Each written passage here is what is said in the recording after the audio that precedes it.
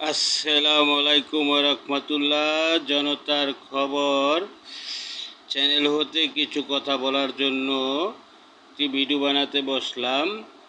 ভিডিওটা সাবস্ক্রাইব করবেন, লাইক করবেন। বিএনপির যত ভাইগণ আছেন ভিডিওটা মিস করবেন না, সাবস্ক্রাইব করে দেবেন। বিষয়টা হলো নারায়ণগঞ্জের টাউন ফল ওরূপে জিয়া ফল নিয়ে কিছু কথা বলবো। যেমন 1978 সনে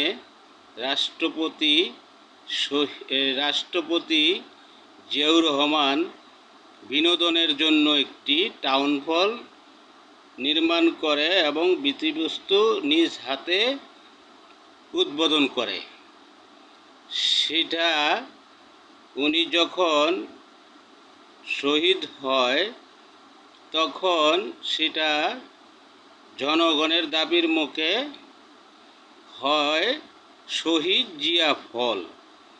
স্ক্রিনে দেখতে পারতাছেন সেই শহীদ জিয়া ফল চলে আসতেছিল, কিন্তু ভাগ্যকর্মে